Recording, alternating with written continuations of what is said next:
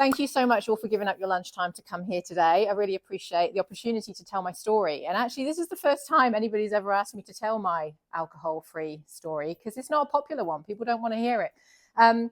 So I really am excited to be sharing it with you today. I'm going to talk a little bit about who I am just at the start, although that was a beautiful introduction. Thank you so much. I want to give you my backstory, the whole Wine Mum thing. I want to tell you about my turning points, and I also want to tell you about my life being sober curious.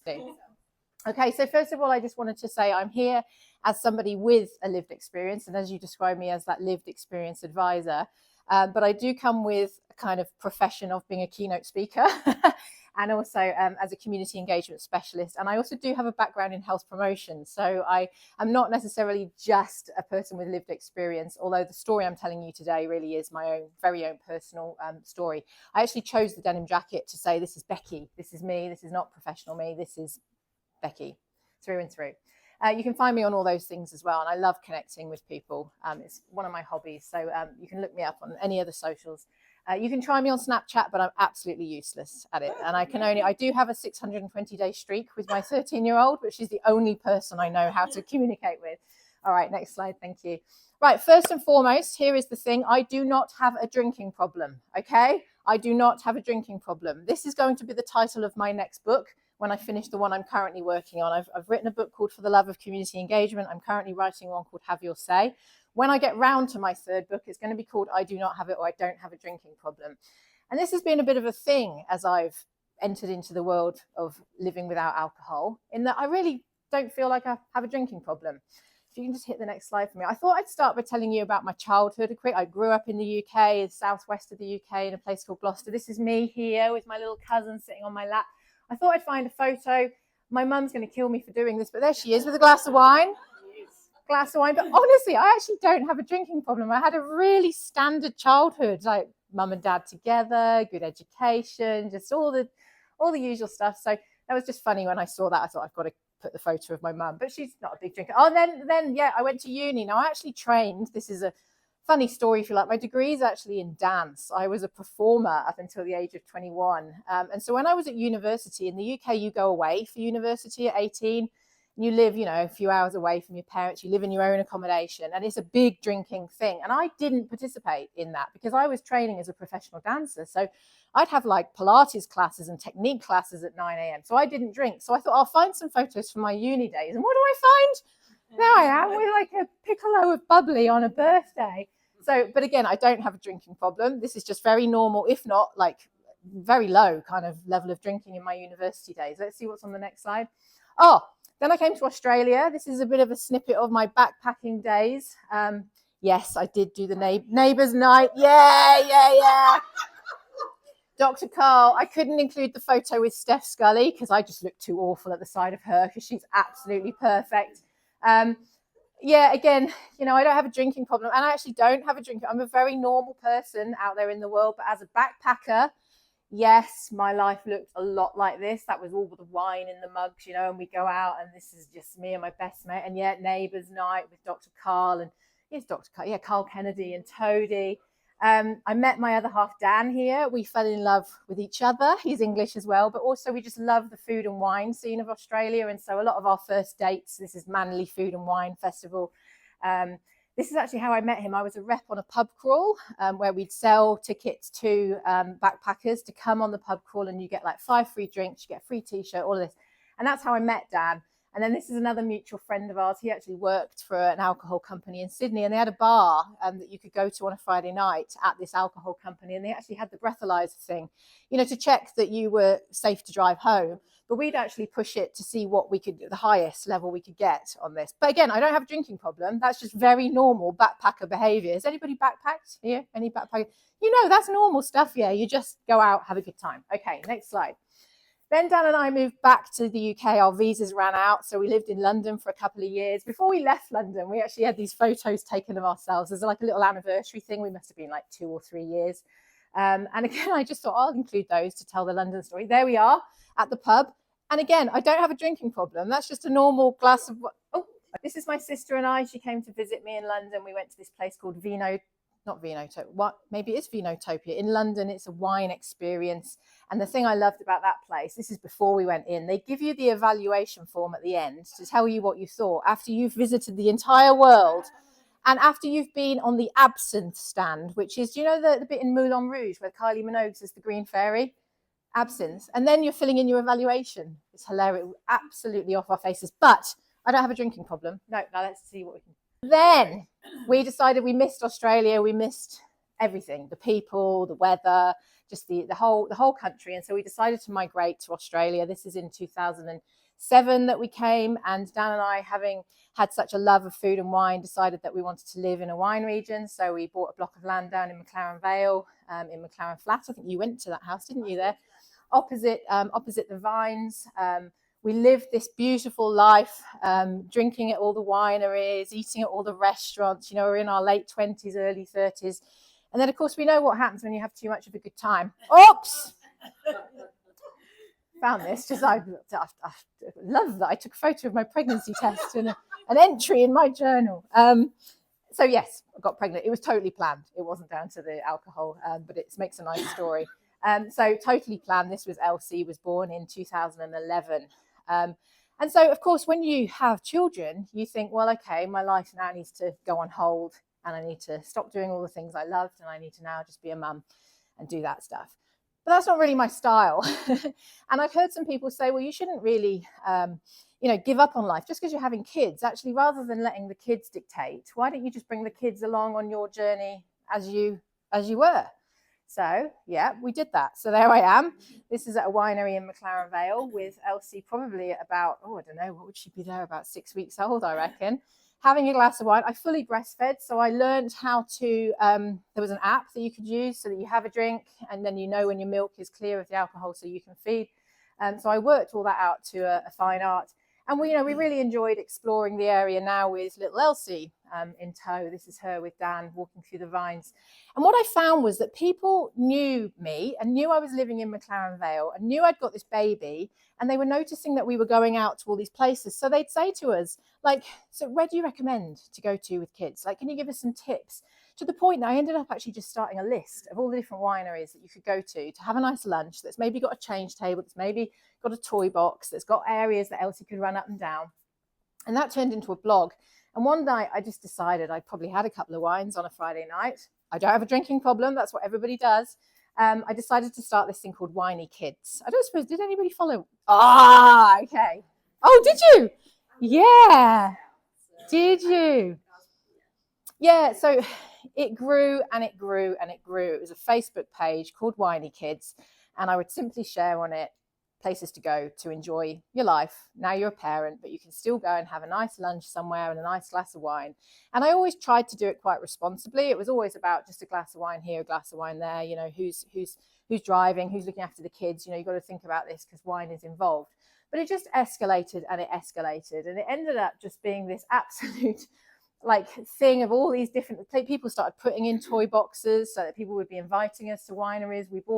We created a website that you could search and find the places. And this is now our second daughter, Florence, comes onto the scene. It's photo shoots. It's helping businesses sell wine barrels. We did Winey Kids tours of vintage, like when the winery was in operation.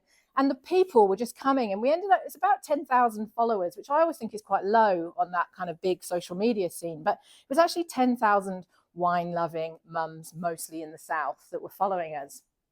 And so from that point, I started thinking, well, I really want to try and bring a face-to-face element to this. I'm a bit more social than just something that's online as a person. And so somebody said to me, or I thought, I could do like a coffee morning where I invite all the mums locally to come. And then I went, hang on, why would I do a coffee morning when I am now known as the Winey Mum? So I decided to create the beast that was Mummy's Wine Club.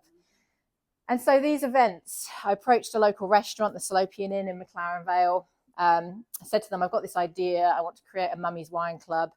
And they said, yes, we love your Winey Kids. We love Winey Kids. We'd love to support you. We'll introduce you to all the winemakers.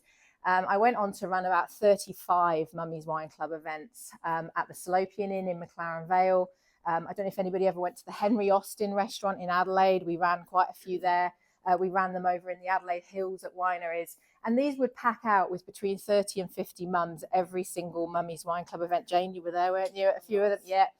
And the winemakers would come along, we'd do tastings, and everybody loved it. And it was genuinely a really good initiative where, you know, we're learning about wine, we're getting social, we're meeting other people. And of course, the winemakers loved it because it's selling their wares. And the orders they would get off the mums, I used to say, like, this is the cash coming at you. The mums want the wine. So this was a beast in itself.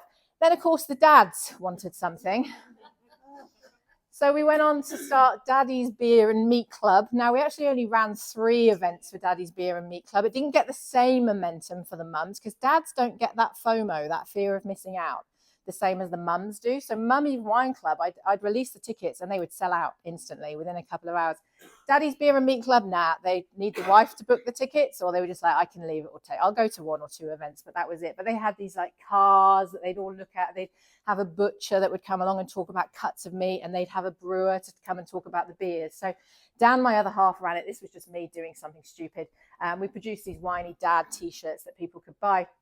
And then it just kept escalating. I mean, people just wanted the Winey Mum, the Winey Dad. Here we are stomping grapes. We did a vintage walkabout at a winery with all the mums. We do promotions of different restaurants. I was invited to Langhorne Creek with the family for a whole weekend, hosted, spoke at an event. Just awards being won. We were like actual socialites. And we were actually, or I was an influencer before influencers were a thing. Nobody knew what to do with us because it wasn't a thing. These days, I think they'd probably know how to deal with us a bit more, but it was just so kind of groundbreaking in McLaren Vale. And then just it kept going. So, you know, people like Australia Tourism were featuring our stuff, sharing our stuff with their millions of followers. And we created a cellar door etiquette guide because we were found that the places were getting packed out. If we promoted a cellar door to go to with kids, the people would just come and it'd be packed out. And not all kids are well behaved. And so we needed to do that. We created a little explorer activity book. It was just full on. And I should add, this was a hobby on the side. I was running my own community engagement business through all of this, but it just had so much momentum. The media coverage was just like, yeah, they loved it. James Halliday. Do you know James Halliday? Yeah, there he is. There we all are at all the events. Like, oh my goodness, it was unstoppable. The questions kept coming into us, you know, the momentum of it. It was probably the easiest thing I've ever done in terms of momentum creating a movement in a community. People would ask us where to go. Cellar doors would be saying, people just love you. They're talking about you. It's just this real hit. And then this stuff, the mummy wine culture. Ugh, it just gives me the shudders now. I'll get on to why it gives me the shudders in a bit. But this stuff for me, running a Facebook page, I would share one of those every couple of posts and people would share it and you get more followers. And it's just funny stuff that we think is funny. And we're just feeding this whole idea that you just can't live without wine. And that as mums, we need wine. This wine is making me awesome. I think my guardian angel drinks I like. Girls just want to have wine, more wine, less wine. If you're wanting a sign that you should drink wine, this is it, you know, and this stuff is everywhere out there. But nobody has a drinking problem. And then, you know, we're getting to the pinnacle here. This is an academic paper now written on me. You know, a published paper that a researcher wrote about Winey Kids. This is me speaking now at the South Australian Tourism Commission conference. So this was seen as, you know, ultimate best practice. And to a point, it was an amazing campaign. But things started to change. It was the 9th of June, 2019. Let's just do a show of hands. Anybody been to the Sea and Vines Festival in their early days? Yes, maybe even in the later days. Yeah, we've all been there. We've been a fan of Sea and Vines over the years, and we first came to Sea and Vines when we first arrived in our 20s, and it was great. You know, you go to a few different wineries, but that festival had its good days and it had its bad days. And on a particularly bad day of the festival, I wasn't involved with it this year. I think, I don't know what had happened, but I wasn't going to anything. This was the Sunday, which was known as the big day of Sea and Vines. It's when the busloads of people come down from the city and they go to a couple of wineries and they just drink. I decided that was the day to go to Spotlight. This was my journey. I was going from my house now in Blewett Springs, and I was driving to Spotlight, which was a silly day to try and go to Spotlight through McLaren Vale. And as I was stuck in traffic in McLaren Vale, which isn't a normal McLaren Vale thing, I was stuck in traffic on Chalk Hill Road, and there was all these men lined up urinating against the fence, and I'm like awkwardly stuck in traffic, and I'm a bit of a curious soul. So, and my dad tells me off all the time for staring at people, but I was just looking like, and I was probably just thinking like, gosh, that's like not very cool, is it? All these men. And so I was looking, and as one of the guys turned around, he's doing up his flies, and he's like staggered over to me, like, do you want to have more of a look? And I was just like, I just want to get spotlight. That's all I want to do. And at that point, I thought, I'm going to post something on my Winey Kids page, which I think by then was then called Winey Times. And I had this rant. It was the first ever negative post I'd done on the page after about 5 or 6 years of running it. And it snowballed. Turns out I wasn't the only one thinking that this perhaps wasn't a good idea. And actually what happened was it spiraled. There was another, I don't know if you know Just Adelaide Things on Instagram. They were called Shit Adelaide. They were also doing a lot of coverage about the festival. The momentum that I got from that first post kind of poked me into having a little bit more of a look into it. And I actually ended up tracking, you can get the CFS scanner app, and I was looking at how many ambulance call outs there were. And then I shared that. A lot of people didn't like that I did that. There were 13 ambulance call outs that weekend. And something came over me, and it was like a maternal thing. And I thought, these young people, I was assuming young people, it was actually any age, these people are coming to our area, to our community, and we are sending them home in ambulances. That did not sit right with me. And I felt really weird. It gives me goosebumps now. And so that became my thing. I was just saying, I don't think as McLaren Vale, this is what we're wanting to promote. And so, of course, because I did this, got all sorts of messages, it kind of went off. Like the messages I was getting, and they were really mixed messages. A lot of them were like from local people, local winery owners who daren't show their faces, but saying, thank you for calling this out, because it's terrible. It's terrible that this festival is doing this. Turns out it wasn't just wine, it was all the drugs as well that were happening apparently at the wineries. It was the headline, I'll show you in a sec, P and lines, that's right. They replaced the headline, C and vines. I got things like, oh, please, if the festival is too much for you, go to the region any other time of the year. Everyone is far too precious these days. I actually didn't screenshot the one that still sticks with me, is somebody left me a review on the Facebook page, giving me 1 star, saying, you've got blood on your hands now. Because if now when a winery gets somebody who's drunk too much, they won't call an ambulance because of you. They won't call an ambulance now. You've got blood on your hands. Far out, people. Oh my goodness. So it kind of went crazy. And of course, with that, the local media, the national media, and even the international media were suddenly reporting on this thing that I'd started just by this post. And then a couple of weeks later, a 27-year festival, whoops, it got cancelled. And so there is no more Sea and Vines. And they say, the board that did the cancelling of it, oh, no, we were going to do it anyway. But I am known, I think, as the person that brought down Sea and Vines. That didn't sit well with some people locally. In fact, it was hard. And I still get people, coming at me now, like, who do you think you are daring to do that? But it still sits with me. I'm like, nope, those 13 people that had to go in a home in an ambulance are not on my watch. No way. It's all fun and games until that happens. And then something else happened. This is my beautiful friend Melita here. This was about a year later. Melita was diagnosed with pancreatic cancer. And she only had, I don't know if anybody knew Melita, because I know Adelaide's such a small place, Melita Kimber. She was diagnosed with pancreatic cancer, a mum of young children. From her diagnosis to the end was literally about 3.5 weeks, 4 weeks maximum. That really, really hit hard, obviously, as it would, particularly the mum thing. Huge moment, certainly in my life, in discovering that news and taking it all on. Our friend Sonia here, we had some massive nights out together. Do you know any of these people? I don't know if you do. Sonia Davies. So I worked with Sonia and Melita up at the Women and Children's Hospital in kind of health promotion and the consumer participation units. Sonia and I had been massive drinkers together. Oh, sorry, I don't have a drinking problem. Very normal, just normal, like drinking on a Friday night, Saturday night. We'd have a lot of wine and good times. I rang Sonia at the time when Melita was sick, and we had a bit of a heart-to-heart. And Sonia, we hadn't been in touch for a few years. She said, well, I've quit drinking, Beck. And I said, really? And she said, well, yeah, I had bowel cancer a couple of years ago. So this is just suddenly coming at me like, oh my goodness. And so Sonia, this woman who's just so like vivacious and fun and out there and pouring the wine and having it, suddenly going, nah, I'm done. I'm not drinking alcohol anymore. Actually, when I spoke to Sonia to check, she was happy for me to mention her today.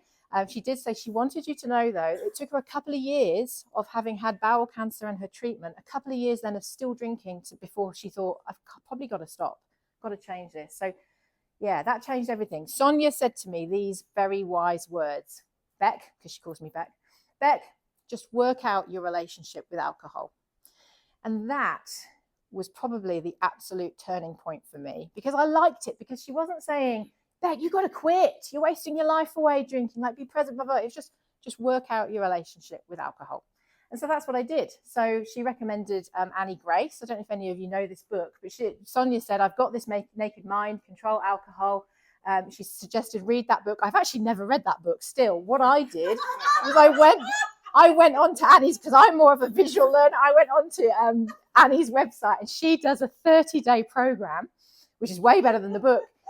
And you get a video every day, and you don't have to quit alcohol to do it. You just sign up to the program and you start finding out what it's about. So this is what I did, the 30-day program.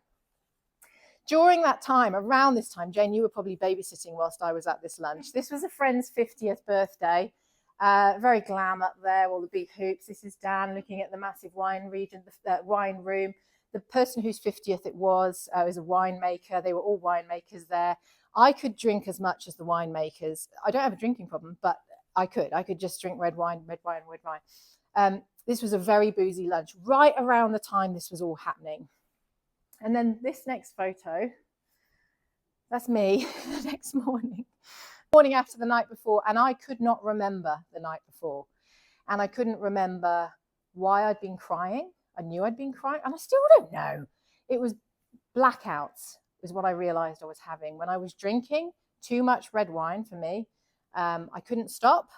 I just want to keep having, again, not anything that's unusual. I'm not talking like having it in a brown paper bag down here. Like, I'm just talking sociable stuff, like at home at the end of the day, just that, but I'd just take it that bit too far and I'd black out and I wouldn't be able to remember what I'd done the night before.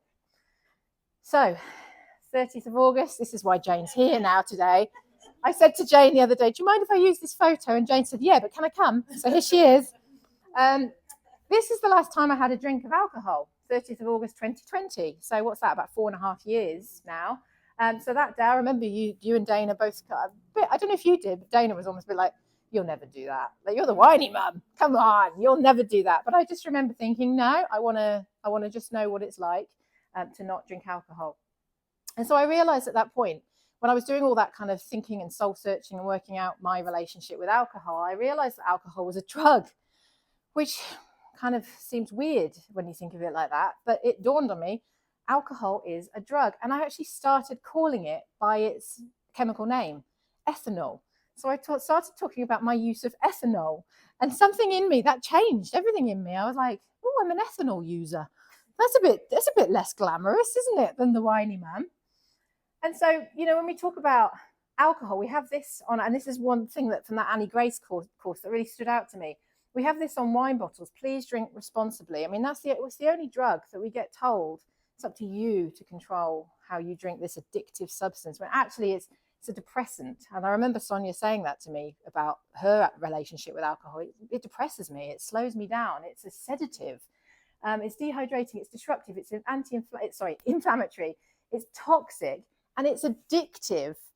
And yet we're making people drink responsibly with an addictive drug. And this is just the thinking process that went on in my mind about it. And so when I started thinking about alcohol as a drug, like, I feel like I'm on some kind of conspiracy theory here, that like I've discovered this thing and the rest of the world just doesn't know this stuff.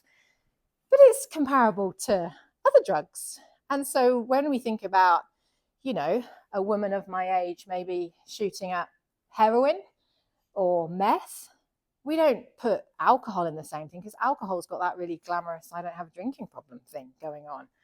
Put me in this mix, whoa, there I am having my drug of choice, ethanol, holding a 6-week-old baby, but I'm cool and she's not.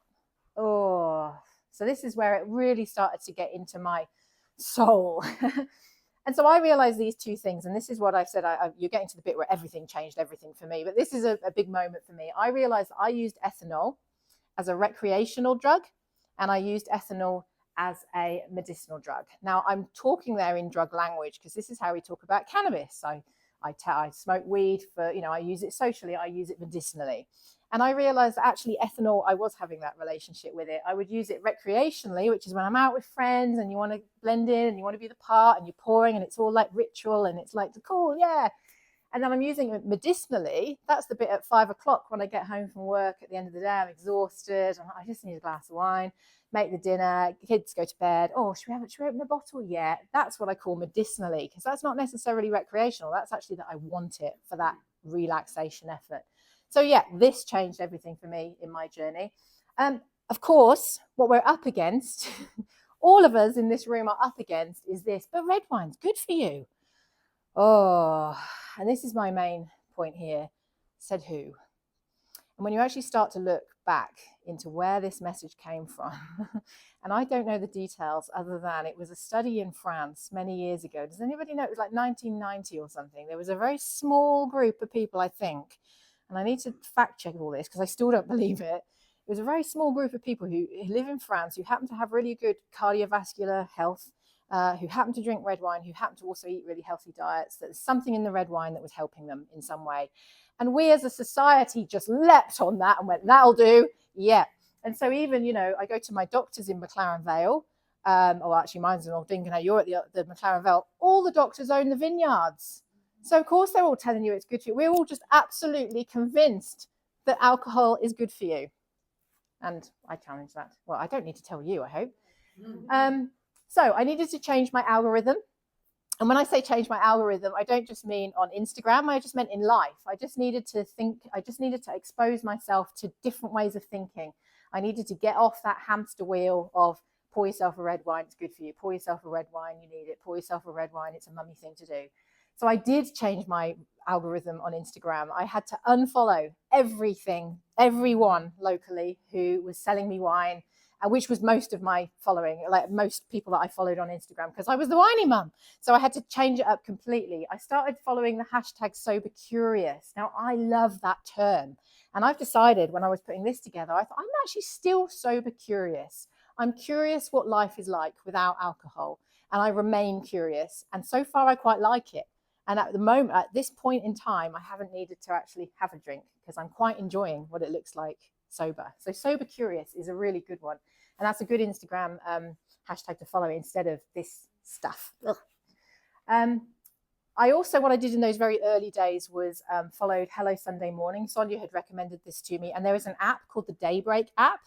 And again, it's full of people who haven't got a drinking problem, but it's also full of people who have got a drinking problem. The type of person we think has a drinking problem, the covered up bottles of whiskey and all of that. But we're all in there, all together. And I really like how you can't contact people. There's no like making friends in there. It's just literally an app where you post your update and people would put look at that, day 432 AF, alcohol free, day 34. I put this one, where's mine? I'm Gemini 78, now you know, in case you go on there. Day 3, this was me obviously back then. Day 2 on this Naked Mind alcohol experiment. Ironically, the video today talked about the effects of alcohol on sleep. And I had an amazing deep sleep overnight. So I felt really good all day. I want more deep sleeps like that. And I plan to get addicted to them.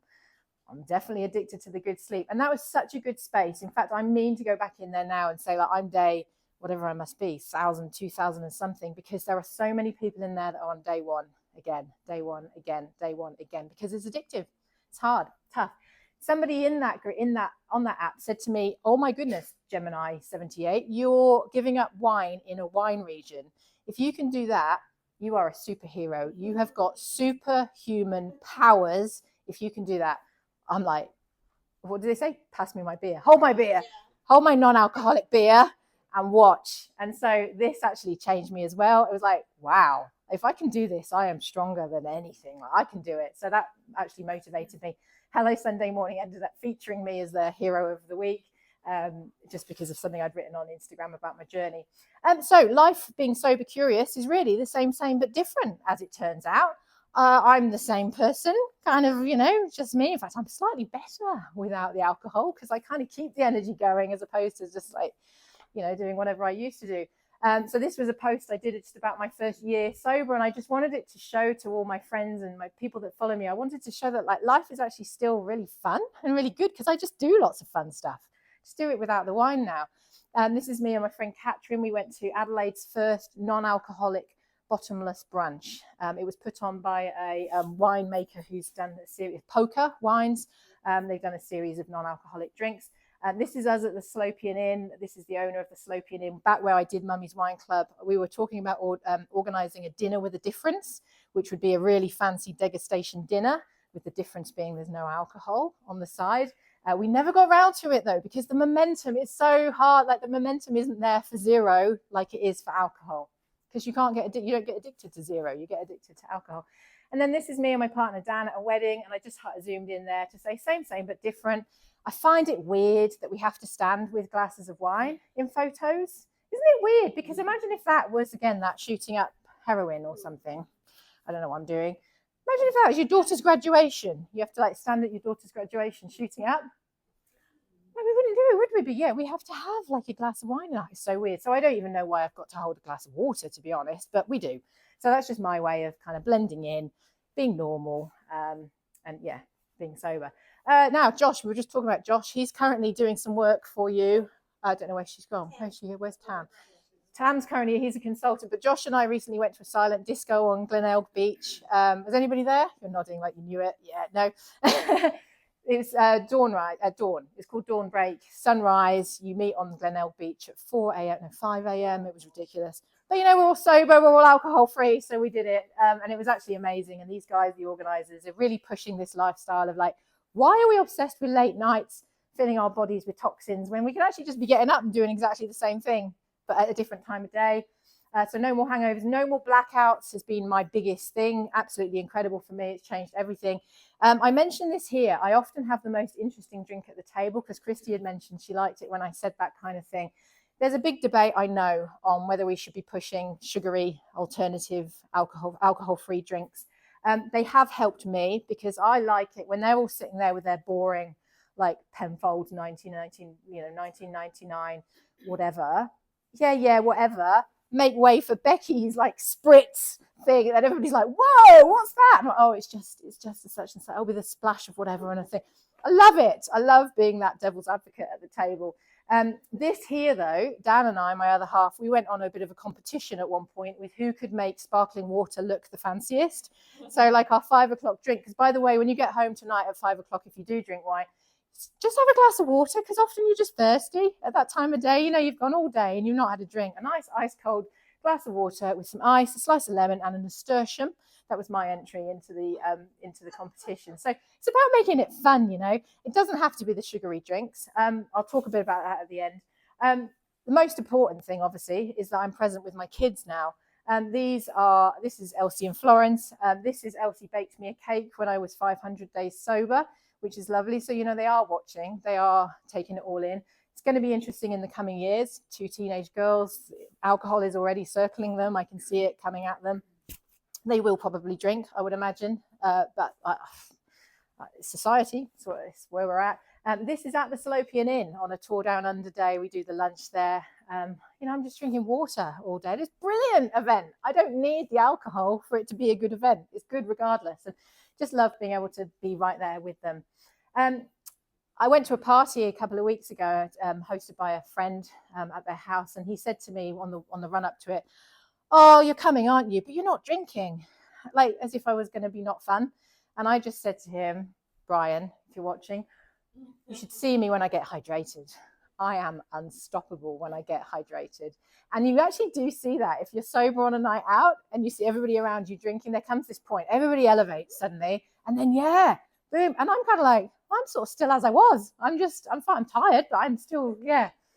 So you should see me when I get hydrated. And I thought I'd throw this one in. This is on my 45th birthday. I wanted to go to Sydney and I swam in that Bondi iceberg. It's got nothing to do with my gut. I thought it was a nice picture. Happy gut. It's just feels normal. It's a weird thing to explain, but without wine, and again, not a drinking problem kind of wine, just an average wine person, I don't have that horrible feeling in my gut. feel like I've got a happy gut, a good gut. I wanted to point out though that it's not been easy, and I can come across as all like, oh, it's all my personality in this, but it has been incredibly tough, and it remains incredibly tough. 4.5 years in, I still think about red wine, and I still think about that feeling it gives you, and oh, I could just have one though, couldn't I? Like, I could just have one. This was just a photo of some zero alcohol beer. I actually ended up buying some shares in this company, Sober. They're over on the East Coast. They're the first they built a brewery, First Nations owned.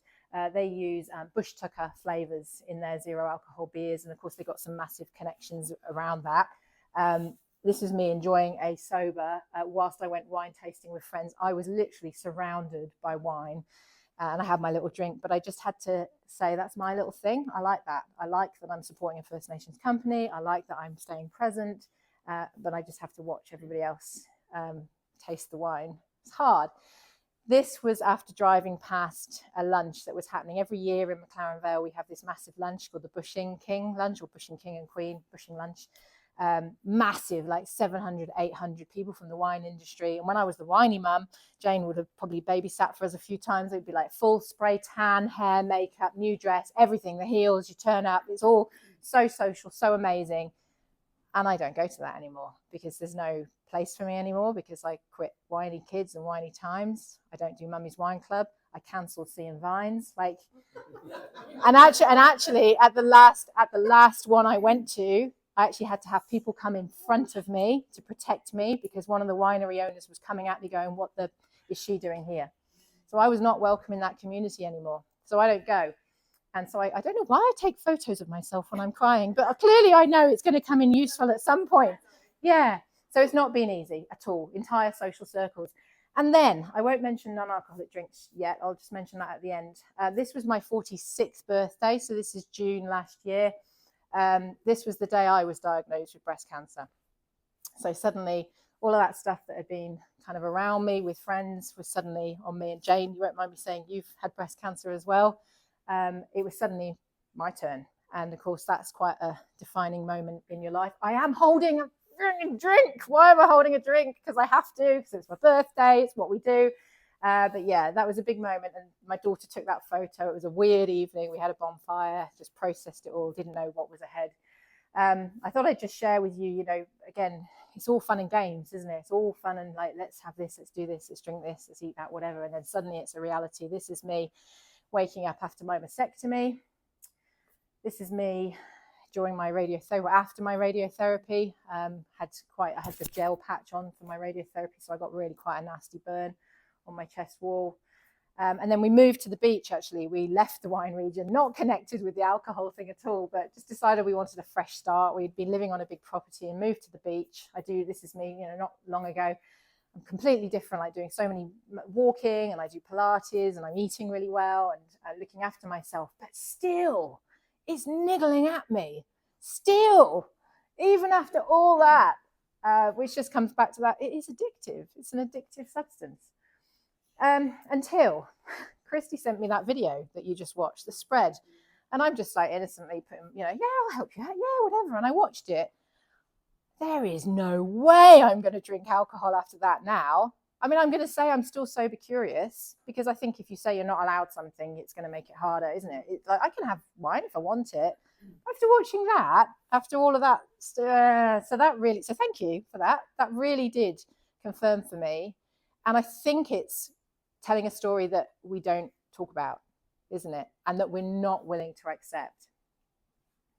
This was just Friday night, just gone. This is where I'll just mention the zero alcohol drinks again. I was so impressed with tasting Australia. The other half booked us in for this really fancy dinner. I don't know if any of you've been to it. It was our anniversary, so we sort of let's treat ourselves and go. And of course, it's pitched as, delicious food, 3 amazing chefs from around the world. It was incredible. But of course, it's all matched to wine. And he's like, well, we're paying $300 a ticket. I don't want to just drink water. So I was so impressed that when I walked in and sat at my place, they'd created a zero alcohol tasting, matching things. Oh, that was so lovely. I felt really, and again, I was a bit like, showing it to all the people on my table. I've got special drinks, and they're just having all the boring like wine stuff. I've got the special one.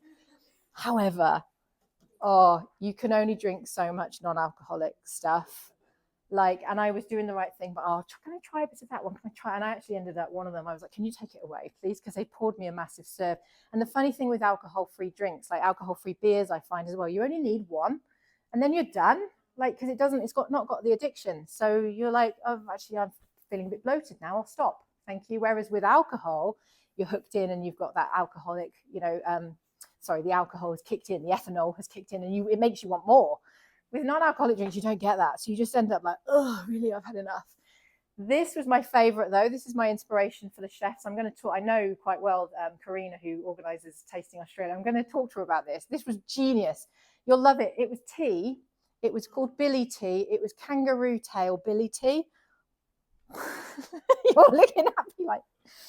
So the chef had made, Lennox Hasty from Sydney, he'd made this incredible kangaroo dish as part of the starters, and then he was coming around with this decanter and he was pouring it, and I was like, oh, no, I don't drink. And he said, no, it's tea. And as it turns out, it was kangaroo tail tea. Okay, so maybe not going that extreme, but I thought it was interesting how the drink on the side could actually be part of the meal, and it was actually down to the chef to create something from what they'd been cooking with to go with it. So it's like more of a tasting experience as opposed to just putting the sugary stuff next to it. So that was a big moment for me. Maybe we don't have to keep trying to make non-alcoholic wine, because there is no replacement for red wine.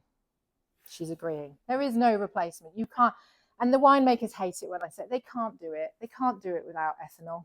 It just doesn't. It's grape juice, and it's really sweet grape juice. And so I'm yet to be convinced. Some of the white sparklings are okay, but for me, zero alcohol beers have been really good. I never drank much beer when I was drinking, and I find it really good socially. I can blend in on the beach on Christmas Eve. I might have a zero beer. It's great.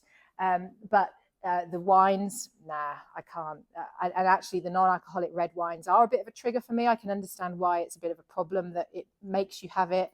And then I'm like, but it's not giving me what I need. And so I've tried the non-alcoholic reds, but it is too dangerous, I think, for me to go there. Just finally, almost as I get to the end, this one just flashed up literally on my Instagram stories the other day. This is the one I said, I have added in this morning. This is Sam Neill. He's an actor, isn't he? Was he Jurassic Park or something? I don't even know. I only know Carl and Toadie. He's been in a lot. Well, a friend in the wine industry shared this during the round of applause, and he's talking in this video about why wine is good for community. And it really grated me, because I was like, hang on. Let's take a step back here. First of all, he's bought into a winery. Said who? Yeah. But also, it's not wine that's good for community. People are good for community. And this kind of overlaps with my professional world in community engagement. Wine is a lubricant for people in community. I get the role of wine. I get that wine brings people together. Let's talk about the commonality. Oh, we all enjoy that. Let's taste that one. But wine is not good for community, not in my perspective. Thank you. And, oh, did I add that one twice? For my final. Oh, I can't do it. Am I on my phone? No, you're not on your phone. There we go. Oh, see why I was panicking. I thought it's not going to show. Yeah, I know. So I sent this to Christy and it got stuck in the spam filter. In all seriousness, so this, in case you've been living under a rock and didn't see it, this is little Robert Irwin. Little Bob Irwin. He's grown up. He's now a man. But that's not what I'm looking at here. The really interesting thing about this whole advert is it's quintessential Australian. It's Robert Irwin sitting in his Bonds underwear with a snake around his neck in a typical Australian backyard. That could have been a beer so easily. That could have been a beer. But it's a sparkling water. And it's those kind of tiny, tiny little things that I think make a massive difference. So that's actually now an image I can use all the time when I talk about this. And I've reached the end, and if you've got any questions, please let me know.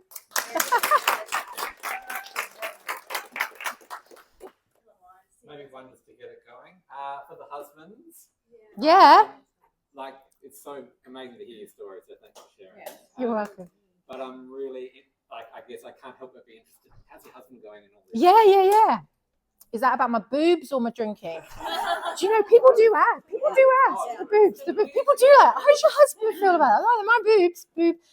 No, the drinking. So really interesting. Yeah, it was a very good question, because our relationship actually was based on, it wasn't based on, we liked each other, but it was about alcohol. It was about wine. We loved wine. And we, as backpackers, we met on a pub crawl. We did like, Manly Food and Wine Festival. Our second date was his winemaker friend having a wine launch. Like London, we did all the wine stuff. Obviously, we moved to wine region.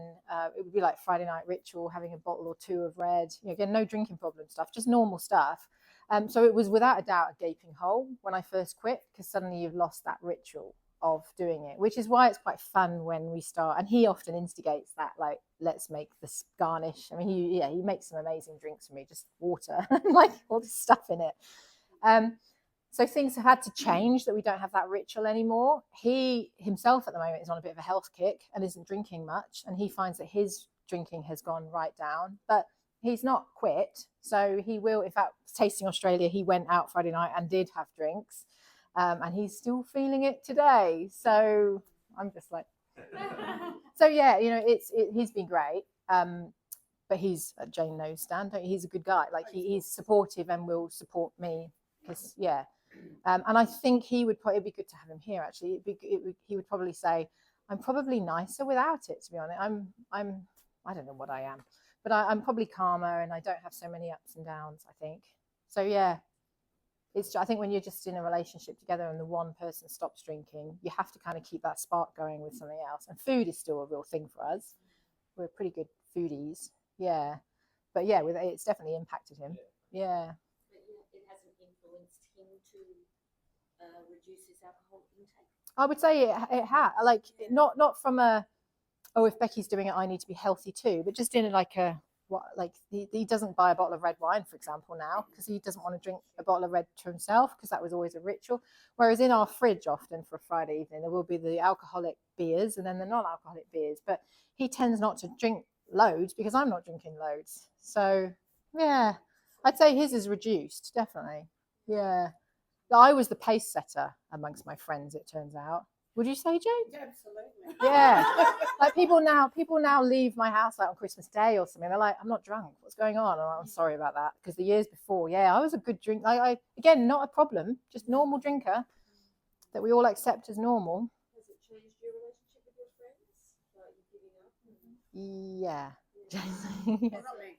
No. A lot of people.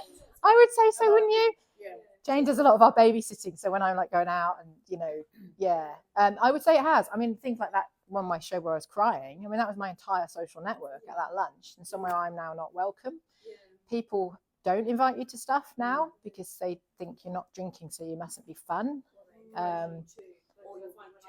Or they encourage you to. Like, why do we do that to people? Yeah, like. And say to them, just check me out when I get hydrated. Yeah. When I've had a good sleep and I've got hydrated, I'm unstoppable. Yeah. It's really interesting. And for me, I'll share with you almost a bit of an elephant in the room. Did the alcohol cause my breast cancer? As a person who's had cancer, you have to stop questioning, why did I get it? Like, I'm like, well, I was really, really healthy, had zero family stuff with cancer, not just breast cancer, no cancer in my family. I'm the first out of the entire family. And your guides, the Cancer Council guides, are the sort of Bible to me. The reason I'm happy to do anything for you guys is just they are so good at that point of like time where you're not knowing what to do. And I remember the breast cancer nurses just going, read this, don't Google stuff, just use the Cancer Council guides, the breast cancer one. And on there's this sort of like 2-page spread. And I remember I've still got the original copy where I've circled the risks of what could have caused my breast cancer. And again, you can't dwell on it, but I didn't circle the alcohol one because I was like, well, I don't drink. But of course, 4.5 years ago, and then I Googled since, I'm like, how long does it take for breast cancer to develop? And you don't know. But if the research is showing that, and why are so many women getting diagnosed? It's 1 in 7 women, I think. Is that right? That's what my GP told me. 1 in 7 women being diagnosed with breast cancer. Like there's something going on. And I can't help now but think there's this mummy wine culture of which I've contributed to. Yeah. Yeah. We used to meet in the cul-de-sac, mums over either side Yeah. of houses with a glass of wine while the kids were there buying. Yeah. Oh. And that was our community. Yeah. So Yeah. Yeah. Yeah. Together, but it was acceptable. And I was thinking, oh my God.